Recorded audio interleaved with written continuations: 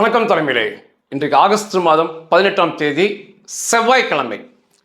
Israel Iran இந்த சண்டை நிலவரம். ஞாயிற்றுக்கிழமை இப்படி ஒரு பதிவு கொடுத்துருந்தேன், ஆனால் தடைக்கு உள்ளாச்சு. எனக்கே அதிசயமா இருந்துச்சு. நீண்ட காலம் கழித்து இஸ்ரேலை பற்றிய பேசிய ஒரு பதிவு தடைகளுக்கு உள்ளானது. ஏன்னே புரியல. அந்த வீடியோவை திரும்ப திரும்ப பார்த்தும் என்னால் எந்த குறையும் கண்டுபிடிக்க முடியல. ஒருவேளை இயந்திரங்கள் ஏதாவது குறையை கண்டுபிடித்திருக்கலாம். நேற்று நான் பேசிய பதிவு FCRA பற்றி பேசிய பதிவு நான் எதிர்பார்த்தது போல மிகப்பெரிய விமர்சனங்களை பெற்றிருக்கேன். ரொம்ப விரும்புவேன். விமர்சனங்கள் வர வேண்டும், கமெண்ட்ல வர வேண்டும் நிச்சயமாக. அப்போதான் ஒரு தெளிவான புரிதல் வரும். FCRA பற்றி நான் பேசுறதுக்கு எண்ணமே இல்லை. நிறைய பேர் பேசுறாங்க, அநேகர் அதை எடுத்து பேசுறாங்க. இரண்டு தரப்புலையுமே மாற்றி மாற்றி அவர்கள் தரப்பை விலக்கி பேசுறதை பார்த்துருந்தேன். திடீர்னு FCRA பற்றி அரசு என்ன சொல்கிறது? அரசு சார்பாக உள்துறை அமைச்சகம் வெளியிட்ட சட்டத்திட்டத்தை போய் பார்த்தேன். உள்துறை அமைச்சகம் என்ன சொல்றாங்க? நான் மற்றவங்க பேசுறத கேட்க விரும்பல. பார்க்கும்போது எனக்கே மிகப்பெரிய அதிசயமா இருந்துச்சு. அதிசயம் அல்ல, இப்படி ஒரு வன்மத்தை இவர்கள் மனதில் வைத்திருக்கிறார்களே கிறிஸ்துவ கல்வி நிறுவனங்கள் மேல சொல்லி மிகப்பெரிய ஒரு அதிர்ச்சியை தான் கொடுத்தது. எப்பொழுதுமே ஜால்ரா பழக்கம் எனக்கு கிடையாது, பண ஆசை நிச்சயமா கிடையாது, பயம் துளியுமே கிடையாது. துளி கூட நான் பயப்பட மட்டும் நினைக்கிறேன். பயம் எனக்கு பிறந்ததிலிருந்தே கிடையாது. ஆனா நேர்மையாக உண்மையை பேசணும்னு நினைப்பேன். அவங்க சொல்லியிருக்கிற ஒவ்வொரு அந்த சரத்துக்கள் எல்லாமே முழுக்க முழுக்க விஷத்தை கக்குவது போல இருக்கு. பேசுவதற்கு காரணமாக அமைந்த சரத்து முக்கியமானது இதுதான். நீங்க பார்ப்பது எல்லாமே அதிகாரப்பூர்வமாக உள்துறை அமைச்சகம் வெளியிட்ட செய்தி. இதெல்லாமே the act or the bill does not provide for an appeal mechanism for cases when the central government denies renewal of an FCRA certificate. The organization will also not get an opportunity to be heard before denying the renewal. அதாவது ஒரு 100 ஆண்டுகள் பாரம்பரியமாக கல்வி நிறுவனங்கள் நடத்துகிறாங்க. இந்த கல்வி நிறுவனங்களை வேணுமா வேண்டாமா, அவர்கள் சான்றிதழ் வேண்டுமா வேண்டாமான்னு சொல்லி ரத்து செய்வது ஒரு கும்பல் முன்னால் இருக்கு. அந்த கும்பலிடம் போய் இந்த கல்வி நிறுவனங்களை பல ஆண்டுகள் நடத்தி லட்சக்கணக்கான மாணவர்களை கல்வி கொடுத்த சொற்ப கட்டணத்தில் சிறப்பான கல்வி கொடுத்த நிறுவனங்கள் அவனுங்கிட்ட போய் நிற்கணும். அவனுங்க அந்த சான்றிதழை ரத்து செய்து விட்டால் மேல்முறையீட்டுக்கு வழியே கிடையாது. இன்னும் ரொம்ப பெரிய அதிர்ச்சிக்குள்ளாச்சு. மேல்முறையீடே செய்யக்கூடாது. நீதிமன்றங்களையும் சரி, வேற எந்த வகையிலும் சரி, மேல்முறையீடு இல்லாம சான்றிதழ் பிடுங்கப்பட்ட பிறகு அவர்கள் சொத்துக்கள் பிடுங்கப்படும். சொத்துக்களை ஒப்படைக்காம வேற வழியே இல்லை அப்படின்னு சொல்லி ஒரு சட்டத்தை கொண்டு வராங்க. தப்பு செய்தவங்களை தேடி பிடிச்சி தூக்குல போடுங்க. நானும் அதான் விரும்புறேன். தப்பு செய்யறானா, தப்புன்னு உறுதியாகுதா, தூக்கில போடுங்க. ஆனா மேல்முறையீடுக்கு வழி செய்யணும். ஏன்னா அப்பாவிகள் மாட்டிக்கொள்ளக்கூடாது. ஒரு மதவெறி நிறைந்த கும்பல் உட்கார்ந்துக்கிட்டு ஆண்டு காலம் கல்வி தரும் நிறுவனங்களை இப்படி தடை செய்வோம், சொத்துக்களை பிடுங்குவோம், மேல்முறையீடு செய்யக்கூடாதுன்னா இதான் கொஞ்சமும் ஏற்றுக்கொள்ள முடியாது. நீங்க ஆசையா 100 ஆண்டுகள் உங்களுக்கு ஒரு சொந்த வீடு இருக்கலாம், 50 ஆண்டுகள் இருக்கலாம். ஒரு கும்பல் அந்த வீட்டை பிடுங்கிட்டு நாங்கள் இடிச்சிருவோம், வீட்டை பிடுங்கிடுவோம். நீங்க காவல் நிலையத்திலேயோ நீதிமன்றத்திலேயோ புகார் கொடுக்க முடியாதுன்னா தான் உங்களுக்கு அந்த வழி புரியும். சரி, சண்டை நிலவரத்துக்கு வரலாம். முதல்ல நான் ஈரான் பத்தி பேசுறேன். ஈரான் மீதான துறைமுக முற்றுகை இந்த நொடி பொழுது வரை தொடர்கிறது. இது சாதாரணமாக எடுத்துக்கிறோம், யாருமே இதை பற்றி பேசுவதில்லை. ஈரான் இவ்வளோ பெரிய படுதோல்வி இருப்பதை பற்றி யாருமே பேசுவதில்லை. இதனுடைய பெயர் ஸ்டீல் வால் பிளாக்கேட் அப்படிம்பாங்க, எஃகு தடுப்பு அப்படின்னு சொல்லலாம். ஒரு மிகப்பெரிய பரிதாபமான நிலையில இந்த நொடிப்பொழுது வரை ஈரான் இருக்கு. அதாவது வல்லரசு நாடு ஒரு எங்கோ இருந்த வந்து அமெரிக்கா சுற்றும் முற்றுகையிட்டு அவர்கள் ஏற்றுமதி செய்யக்கூடாது, இறக்குமதி செய்யக்கூடாது, குறிப்பாக கடல் வழி வாணிபம் செய்யக்கூடாதுன்னா அது எப்படி ஏற்றுக்க முடியும்? ஆகாய விமானம் மூலமாக மிகப்பெரிய பொருட்களை கொண்டு வரவே முடியாது. அத்தியாவசியமான சிறிய பொருட்களை கொண்டு செல்லலாம். ஆனால் பெரிய பெரிய பொருட்கள், மக்கள் சாப்பிடுவது, இந்த எண்ணெய்கள் எல்லாமே ஈரான் கடல் வழியாக தான் கொண்டு செல்ல வேண்டும், பெற வேண்டும். ஈரானுக்கு அல்ல, உலகம் முழுவதும் நாடுகளுக்கு கடல் வழிதான் மிகப்பெரிய துணை. இந்த நொடி பொழுது வரைக்கும் எந்த பொருளையுமே விற்க முடியல, வாங்க முடியல. ஒரு சொட்டு கச்சா எண்ணெயை அவர்களால் வியாபாரம் செய்ய முடியல. மிகப்பெரிய பொருளாதார நெருக்கடிக்குள்ள தினம் தினம் தினம் ஈரான் போய்கிட்டே இருக்காங்க. இன்னைக்கு கூட பார்த்தீங்கன்னா பாட புத்தகங்கள், பல லட்சம் பாட புத்தகங்கள் அடிச்சிட்டாங்க ஏற்கனவே இந்த நடப்பு ஆண்டு கல்வியாண்டுக்கு. ஆனால் அதில் அலி கொமேனி மரணத்தை பற்றி எழுதல. ஏன்னா அலி கொமேனி சாவதற்கு, கொல்லப்படுவதற்கு முன்னாலேயே அந்த பாட புத்தகம் தயாராயிருக்கு. இப்போ அலி கொமேனியை பற்றி அதில் போய் எழுதணும்னா அங்கே பேப்பர் இல்லை, காகிதங்கள் பற்றாக்குறை, இறக்குமதி பண்ண முடியல. அதனால அலி கொமேனி மரணமற்ற செய்தியற்ற பாட புத்தகங்கள் தான் ஈரானுக்கு போயிருக்கு. இப்போ உங்களுக்கு புரிஞ்சிருக்கும், எந்தவித பொருளையும் இறக்குமதி ஏற்றுமதி செய்ய முடியல. இந்த மூன்று நாடுகளுமே சண்டைக்கு தயாராகிட்டு இருக்காங்க. ஒன்று ஈரான், அமெரிக்கா, இஸ்ரேல். ஈரான் தரப்புல, உலக தரப்புல என்ன சொல்றாங்க அப்படின்னா, அமெரிக்கா ஈரானிடம் சண்டை வேண்டாம் என்று நினைத்திருந்தால், சமாதானமாக போகணும்னு நினைச்சிருந்தா இந்த கப்பல் துறைமுக முற்றுகை செய்திருக்க மாட்டாங்க. இந்த நொடிப்பொழுது வரைக்கும் அதற்காக ஏகப்பட்ட பொருட்செலவுல, இராணுவ செலவுல துறைமுக முற்றுகை போயிட்டே இருக்கு. அப்போ பிற்காலத்தில் தாக்குவதற்கான திட்டம் அமெரிக்கா இருக்கு, சமாதானமாக போக வேண்டிய திட்டம் அவர்களிடம் இல்லை. அதனால தான் இதை உணர்ந்து தான் மூன்று நாடுகளும் தயாராகிட்டே இருக்காங்க, சண்டைக்கு ஆயுதங்களை உற்பத்தி பண்ணிட்டே இருக்காங்க. இந்த நொடிப்பொழுது வரை 64 கப்பல்கள் வழிமறிக்கப்பட்டு திரும்ப அனுப்பப்பட்டிருக்கு. ஈரானுக்குள் சென்றடையாம 3 கப்பலை தாக்கியிருக்காங்க, நகர விடாமல் பண்ணியிருக்காங்க அமெரிக்க இராணுவம். ஈரானுக்கு 2 கப்பலை கைப்பற்றியிருக்காங்க. கைப்பற்றுவது என்றால் அமெரிக்க இராணுவம் அந்த கப்பலுக்குள்ள இறங்கி வேற பக்கம் ஓட்டிட்டு செல்வது. இப்படி இந்த நொடிப்பொழுது வரை துறைமுக முற்றுகை தொடருது. அதே போல இந்த நிலைமையிலேயே அமெரிக்க சண்டையை நிறுத்திட்டாங்க அப்படின்னா வளைகுடா நாடுகள் துளியுமே அமெரிக்காவை மதிக்க மாட்டாங்க. வளைகுடா நாடுகள் அல்ல, அமெரிக்க இராணுவம் இருக்கின்ற ஜப்பான், சவுத் கொரியா, இதை போன்ற எல்லா நாடுகளுமே அமெரிக்காவை துளியும் மதிக்க மாட்டாங்க. ஏன்னா அதனால வளைகுடா நாடுகள் தான் அமெரிக்காவுக்கு பொருளாதார பொக்கிஷம்னு சொல்லணும். அந்த கிடைக்கும் எண்ணெய்கள் தான் அமெரிக்காவை ஜொலிக்க வைத்து கொண்டிருக்கு. அப்போ அந்த நாடுகளிடம் ஒரு மிரட்டலாக இருக்க வேண்டும் என்றால் திரும்ப ஏதாவது ஒரு தாக்குதலை ஈரான் மீது நடத்தியே காட்ட வேண்டும். ஒன்று அணுக்கட்டமைப்பை அழிக்க வேண்டும், அல்லது ஹொர்மோஸ் ஜலசந்தி முற்றாக அமெரிக்கா கட்டுப்பாட்டில் வரணும், அல்லது தலைவர்களை கொல்லப்பட வேண்டும், அல்லது இன்னும் மிகப்பெரிய தாக்குதலை நடத்த வேண்டும். அது நடத்தினா மட்டும்தான் அமெரிக்காவுடைய ஜம்பம் உலகத்தில் பலிக்கும். இப்படியே விட்டுட்டு போயிட்டாங்கன்னா அமெரிக்காவுடைய ஜம்பம் உலகத்தில் எங்கேயுமே பலிக்காது, குறிப்பாக வளைகுடா நாடுகளில் பலிக்காது. அதனால ஒரு தாக்குதல் நிச்சயமாக அவசியமாது. யுஎஸ் உடைய மத்திய கட்டளை தலைமையகம், சென்ட்ரல் கமாண்ட், சென்காம் அப்படிம்பாங்க, அதன் தளபதி பிராட் கூப்பர் 10 நாள் சுற்றுப்பயணமாக 6 நாடுகளுக்கு போயிட்டு வந்தார். Bahrain, Iraq, Israel, Jordan, Saudi Arabia, UAE, இந்த நாடுகளுக்கு 10 நாள் சுற்றுப்பயணம் முடித்து விட்டு திரும்ப வந்திருக்காரு.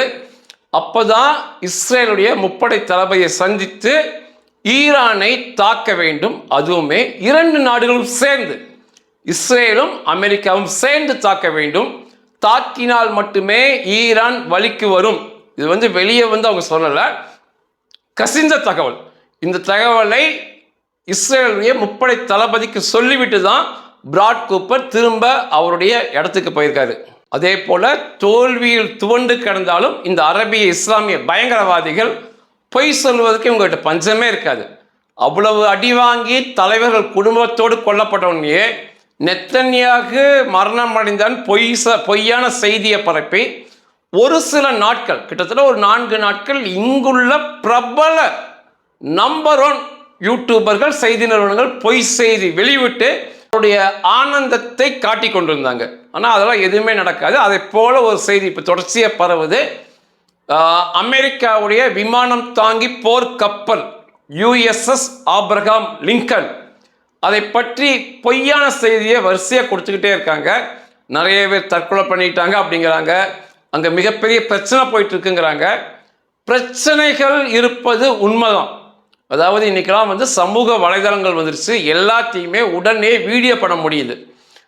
அந்த கப்பலில் இருந்த வீரர்களே சரியான உணவில்லை அல்லது கழிவறை சுத்தமாக இல்லைன்னு சொல்லலாம் வீடியோ எடுத்து போட்டு மிக பெருசாக போகுது. அதை எடுத்து இந்த அரபிய ஊடகங்கள் வெளியிட்டு அநேகர் தற்கொலை செய்து கொண்டார்கள் என்றெல்லாம் பரப்புறாங்க. அதெல்லாம் எதுவுமே கிடையாது. சலசலப்புகள் சாதாரணமான விஷயம். இத்தனைக்குமே இந்த USS ஆப்ரஹாம் லிங்கனோடு சேர்த்து 11 ஸ்ட்ரைக் குரூப் இன்னைக்கு அமெரிக்காட்ட இருக்கு. அந்த 11ல் இந்த ஆப்ரஹாம் லிங்கன் மிக பெரிதானது. அதுதான் இந்த ஈரானை துறைமுக முற்றுகை மற்றும் தாக்குதலுக்கு பயன்படுகிறது.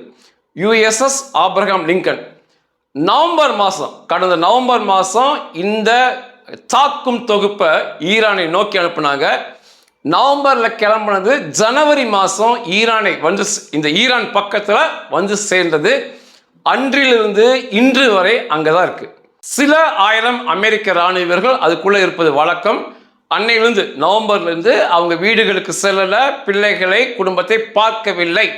தாக்குதல் அவசியம் என்பதால் முதலில் இது போல இருக்கும். ஆனால் சமூக வலைதளங்கள் இல்லை. இன்னைக்கு சின்ன சின்ன குறைகளை எடுத்து வெளியிடுறாங்க. மற்றபடி அதில் எந்தவித பெரிய சலசலப்புகள் இல்லை.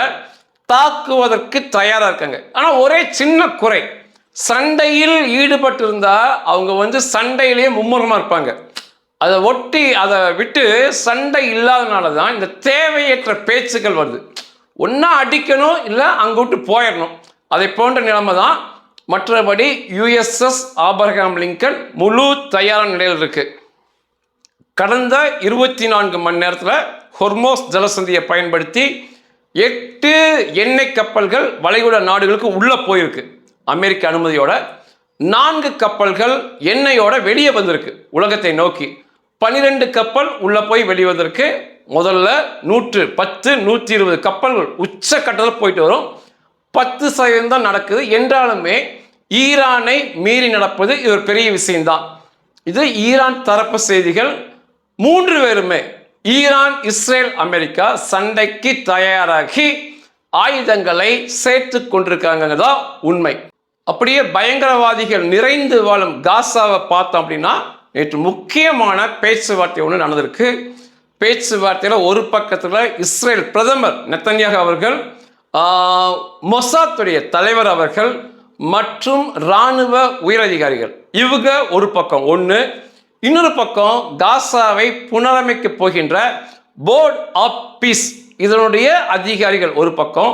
மூன்றாவது ட்ரம்புடைய மருமகன் ஜாரெத் குஷ்னர், சிறப்பு பேச்சுவார்த்தை நிபுணர் ஸ்டீவ் விட்காப், முன்னாள் இங்கிலாந்து பிரதமர் டோனி பிளேர், இவங்க ஒரு தரப்புல முக்கியமான பேச்சுவார்த்தை நேற்று நடந்திருக்கு. என்ன பிரச்சனை? தொடர்ச்சியாக இந்த காசால பேச்சுவார்த்தை இருக்காங்க. ஒரு முன்னேற்றம் தெரியல அப்படின்னா முக்கியமான பிரச்சனை இஸ்ரேல் என்ன சொல்றாங்கன்னா, முழுவதுமாக ஹமாஸ் முற்றாக ஆயுதத்தை ஒப்படைத்த பிறகு நாங்கள் அங்கிருந்து வெளியே எடுப்பது பற்றி, கிட்டத்தட்ட காசாவை 70% பிடிச்சிருக்காங்க, அங்கே இருந்து இஸ்ரேல் நோக்கி செல்வதை பற்றி யோசிக்கிறோம் அப்படிங்கிறாங்க. ஹமாஸ் என்ன சொல்றாங்கன்னா, படிப்படியாக நடக்கட்டும், முதல்ல இஸ்ரேல் வெளியே போகட்டும், கொஞ்சம் போகட்டும், நாங்கள் சிறிய ஆயுதங்களை கொடுக்குறோம், அதுக்கப்புறம் இஸ்ரேல் போகட்டும், இன்னும் கொஞ்சம் ஆயுதங்கள், இப்படி படிப்படியாக கொடுக்கிறோம் என்கிறார்கள். ஆனால் உண்மை என்னன்னா, ஹமாஸுக்கு ஆயுதத்தை ஒப்படைக்கும் எண்ணம் இந்த நொடிப்பொழுது வரை முழுவதுமாக வரவில்லை. ஏன்னா பொய்யெல்லாம் சொல்ல முடியாது. அமெரிக்க அதிகாரிகள் தலைமையில் தான் நடக்கணும். சர்வதேச படைகள் உள்ள இருக்கும், இஸ்ரேலுடைய உளவுத்துறை உள்ள இருக்கும். அதனால பொய்யாக ஆயுதம் ஒப்படைப்பது என்பது நடக்காது. ஹமாஸ் என்றாலே பயங்கரவாதம் என்பதுதான் உலகத்திற்கு நினைவுக்கு வரும். அதனால அந்த பயங்கரவாத பாதையை விட்டு கிட்டத்தட்ட 20 வருஷம் ஆட்சி செய்திருக்காங்க. 35 வருஷம் பயங்கரவாதம் பண்ணியிருக்காங்க. 20 வருஷம் ஆட்சி செய்து உலகம் முழுவதற்கும் காசா இந்த ஹமாஸ்னா தெரியும். ஏன்னா பிரச்சனைகள் தினம் தினம் நடக்கும். அதையெல்லாம் விட்டுக்கிட்டு பூஜ்ஜியமாகி போவதற்கு ஹமாஸுக்கு ஒரு காலமும் விருப்பம் இல்லை. இப்படி செய்வதற்கு அவர்கள் தற்கொலை செய்து சாகலாம். ஏன்னா அந்த அளவுக்கு பேரிழப்பு ஹமாஸுக்கு. ஆட்சியை விட்டுறணும், அதே சமயத்தில் அவர்களுடைய அடையாளமான பயங்கரவாதம், சின்ன மக்களை கொல்வது, ஆயுதங்கள் இதெல்லாம் விட்டணுங்கிறது அவர்களால் ஏற்றுக்கொள்ளவே இந்த நொடி பொழுது வரை முடியல. அதனால ஆனால் வேற வழியும் இல்லை. ஆயுதத்தை ஒப்படைக்கணும்னா அவங்க வெளியே போக மாட்டேங்கிறாங்க. இஸ்ரேல் 70% நிலப்பரப்பை பிடிச்சிருக்காங்க. ஏற்கனவே சின்ன நிலப்பரப்பு காசாங்கிறது, அதையும் விட மாட்டேங்கிறாங்க. தண்ணீர் தர மாட்டேங்கிறாங்க, உணவுப் பொருள் சரியாக தர மாட்டேங்கிறாங்க, மின்சாரம் சரியாக தர மாட்டேங்கிறாங்க. அப்போ அப்படியும் போக முடியல, இப்படியும் போக முடியல. அதுதான் பிரச்சனையா இருக்கு. அதனால ஹமாஸ் தொடர்ச்சியா அதனுடைய வெளிநாட்டு வாழ் தலைவர்கள் இந்த எகிப்து, கத்தார், UAE சென்று ஏதாவது மாற்றம் செய்துவிட முடியுமா, திரும்ப அவர்களே ஆட்சியில் இருக்கலாமா, திரும்ப ஆயுதங்களோடு இருக்கலாமான்னு சொல்லி கதறிக்கொண்டிருக்காங்க. ஆனால் அதுக்கெல்லாம் இஸ்ரேல் அனுமதிக்கிறதா இல்லை. நேற்று நடந்த பேச்சுவார்த்தையில் எடுக்கப்பட்ட முக்கிய முடிவுகள் ஹமாஸுக்கு இன்னும் பேரரசி கொடுத்துருக்கு. அதிகாரப்பூர்வமாக என்ன சொல்றாங்க அப்படின்னா, இது இங்கிலாந்து பிரதமர் Tony Blair, Jared Kushner, Netanyahu எல்லாம் சேர்ந்து எடுத்த முடிவு. ஹமாஸுடைய இலக்கு கொலைகள் தொடரும் இருக்காங்க. ஹமாஸ் முற்றாக ஆயுதம் ஒப்படைச்சாலும் சரி, அவனுக்கு வெளியே போயிட்டாலும் சரி, ஹமாஸ் பயங்கரவாதிகளை தொடர்ந்து கொள்வது தொடரும். இஸ்ரேல் ராணுவம் அதை செய்யும் இருக்காங்க. என்ன காரணம்னா, அக்டோபர் 7 எவன் இஸ்ரேலுக்குள்ள வந்தானோ அவனை விடுவதற்கான எண்ணமே இல்லை. ஆப்ரேஷன் நீலி என்று போயிட்டு இருக்கு. எவன் ஈடுபட்டான் அவன் எல்லாத்தையும் கொல்லுவோம். அவனுக்கு ஆயுதம் ஒப்படைச்சாலும் சரி, ஆட்சியை விட்டு வெளியே போனாலும் சரி, எங்களுக்கு அதை பற்றி கவலை இல்லைன்னு இருக்காங்க. மீண்டும் ஹமாஸ் கையில் ஆயுதங்களை எடுக்கிறார்கள் என்று தெரிந்தால் பெரிய அளவில் இஸ்ரேல் ராணுவம் உள்ளே செல்லும் காசாக்குள்ள. இது 2வது. 3வது முக்கியமானது, முழு ஆயுதத்தை ஒப்படைத்த பிறகுதான் இந்த காசாவை கட்டித்தர ஆரம்பிக்கணும். மொத்த காசாவில் இருக்கிற ஹமாஸ் பன்றி பயங்கரவாதிகள் அவனுக்கு இருக்க எல்லா ஆயுதத்தையும் ஒப்படைச்சிட்டாங்கன்னு புரிந்த பிறகுதான் இஸ்ரேலுக்கு காசாவை கட்டித்தர முதல் செங்கலை வைக்க வேண்டும் அப்படின்னு இருக்காங்க. இஸ்ரேலுடைய இராணுவ வீரர்களின் எண்ணிக்கை காசால குறைக்க மாட்டோம், அங்கேயே தான் இருப்போம். முற்றாக ஆயுதங்களை ஒப்படைக்க வேண்டியிருக்காங்க. இப்போ ஹமாஸ் பன்றியுடைய தலைவன் அவன் எகிப்தில் உட்காந்துருக்கான். இதுக்கு என்ன பதில் சொல்றாங்கன்னு சொல்லி பார்க்கணும். இதுதான் பிரச்சனை, தொடர்ச்சியாக இழுத்துக்கிட்டே இருக்கு. ஹமாஸுக்கு முழுமையாக இந்த பயங்கரவாதத்தை, ஆயுதத்தை விட வேண்டும் என்ற எண்ணமே இல்லை. 40 வருட அடையாளம், 20 வருட ஆட்சி விட்டுட்டு போ அப்படின்னு சொன்னால் ரொம்ப கஷ்டம்தான். வருகின்ற நாட்களில் என்ன ஆகுதுன்னு பார்க்கணும். காசா இன்னும் தன்னுடைய 70% நிலப்பரப்பை இஸ்ரேலிடம் இழந்து 30% நிலப்பரப்பில் அந்த 20 லட்ச பயங்கரவாத பிரிய மக்கள் வாழ்ந்துட்டு இருக்காங்க. இதுதான் காசாவுடைய நிலை. மேற்கு கரை வெஸ்ட் பேங்க்னு வந்தீங்கன்னா இங்கே இஸ்ரேலுடைய செட்லர்ஸ், மதவெறி பிடித்த யூதர்களுடைய அராஜகம் தினம் தினம் தொடருது. தினம் வீடுகளை இடிப்பது, வீடுகளை பிடுங்குவது. அதாவது இந்த செட்லர்ஸ் யூத மதவாதிகள் சொல்லலாம். அங்கே மேற்கு கரைக்கு போய் அங்குள்ள வீடுகளில் உள்ள பாலஸ்தீனியர்களை அடித்து விரட்டி வீடுகளை பிடுங்கிக் கொள்வது, ஆக்கிரமிப்பு செய்வது. அதை தாண்டி இஸ்ரேல் இராணுவம் அங்குள்ள வீடுகளை இடிப்பது தொடர்ச்சியாக நடக்குது. இஸ்ரேல் இராணுவம், இஸ்ரேல் அரசு ஏன் இடிக்கிறாங்கன்னா, அனுமதி பெறாமல் கட்டப்பட்ட வீடுகள்லாம் அனுமதி பெறாமல் கட்டியிருக்கிறாங்க, அதனால் இடிக்கிறோன்னு சொல்லி தொடர்ச்சியாக இடிச்சுக்கிட்டே இருக்காங்க. செட்டிலர்ஸ் ஆக்கிரமிப்பு பண்ணிக்கிட்டே இருக்காங்க. இவங்க என்ன சொல்கிறாங்க அப்படின்னா, கணிசமான பகுதிகளை இந்த மேற்கு கரையில் பிடிச்சிட்டு தான் நிறுத்த முடியும் இந்த தாக்குதலை அப்படிங்கிறாங்க. காசாவை ஒப்பிட்டு பேசும்போது, உலகத்தை அல்ல, காசாவை ஒப்பிட்டு பேசும்போது மேற்கு கரை மிக பெரிதானது. காசால 20 லட்சம் பயங்கரவாத மக்கள் வாழ்றாங்க. மேற்கு கரையில் 40 லட்சம் பயங்கரவாத மக்கள் வாழ்றாங்க. 1 மடங்கு அதிகம் காசாவை விட. ஆனால் நிலப்பரப்பு 15 மடங்கு அதிகம் இந்த மேற்கு கரையில். காசா என்பது 365 சதுர கிலோமீட்டர் நிலப்பரப்பு. இன்னைக்கு வெறும் 100 சதுர கிலோமீட்டரில் தான் காசா இருக்கு. மிச்சதெல்லாம் இஸ்ரேல் தான் பிடிச்சி வச்சிருக்காங்க. ஆனால் இந்த மேற்கு கரை என்பது 5655 சதுர கிலோமீட்டர் நிலப்பரப்பு. அதனால் இப்போ இஸ்ரேல் என்ன சொல்கிறாங்க அப்படின்னா, கணிசமான நிலங்களை பிடிச்சு வெற்றிடமாக மொட்டையாக வைக்கணும், கட்டிடங்கள் இல்லாமல். இந்த அக்டோபர் 7 போன்ற மீண்டும் ஒரு தாக்குதல் நடக்கூடாது. இந்த பயங்கரவாத பன்றி பயங்கரவாதிகள் திடீர்னு ஓடி வந்துடக்கூடாது. அதனால் இஸ்ரேலுக்கும் காசாக்கும் இடையில், இஸ்ரேலுக்கும் மேற்கு கரைக்கும் இடையில் வெட்ட வெளியாக கட்டிடங்கள் எல்லாம் இடித்து நின்று பார்க்கும்போது நல்லா தெரிவது போல வெற்றிடத்தை உருவாக்கிட்டு தான் இந்த மேற்கு கரை ஆப்ரேஷன் நிற்கும். அப்போதான் இந்த மீண்டும் ஒரு அக்டோபர் 7 தாக்குதல் நடக்காது. பன்றியை போல கூட்டமாக வர முடியாது. இந்த பிடிச்ச பகுதிகளில் கன்னி வெடியை புதைச்சி வைக்கலாம். மேலும் வந்தால் தாக்குதல் நடத்துவது போல தானியாங்கி முறையை செய்யலாம். இதெல்லாம் செய்யணும் அப்படின்னா அந்த நிலப்பரப்பு கணிசமாக இஸ்ரேலுக்கு வேணும். அதனால் இந்த நடவடிக்கை தொடர்கிறது. இந்த நொடி பொழுது வரை மேற்கு கரை வெஸ்ட் பேங்க்ல கட்டிடங்களை இடிப்பது, கட்டிடங்களை பிடுங்குவது தொடர்ச்சியாக நடந்துட்டு இருக்கு. கடைசியாக லெபனானில் தரை வழி யுத்தத்திற்கு இஸ்ரேல் தயாராகிட்டு இருக்காங்க. ஏற்கனவே சொல்லியிருந்தேன், அலி அல் தகர் என்ற மலை பிரதேசத்தை முற்றாக பிடிக்கக்கூடிய தரை வழி யுத்தம் இது. இப்போ பீஃப்ரோட் கோட்டை வரைக்கும் பிடிச்சிருக்காங்க. பீஃப்ரோட் கோட்டை வரை கடைசியாக பிடிச்சாங்க. மிகப்பெரிய வெற்றியாக இஸ்ரேலுக்கு பார்க்கப்பட்டது. இசபுல்லாவுடைய ஒரு ஸ்ட்ராங் ஹோல்டு அப்படிம்பாங்க இந்த பகுதிகள்லாம். அங்கெல்லாம் இசபுல்லா பயங்கரவாதிகள் பலமாக இருந்த பகுதிகள். பீஃப்ரோட்டை இழந்திருக்காங்க. இப்போ அலி அல் தகரை பிடிக்க தயாராக இருக்காங்க. இப்போவே கணிசமாக இஸ்ரேல் இராணுவ வசம் தான் அந்த அலி அல் தகர் பகுதி இருக்கு. தாக்குதல் போயிட்டு இருக்கு.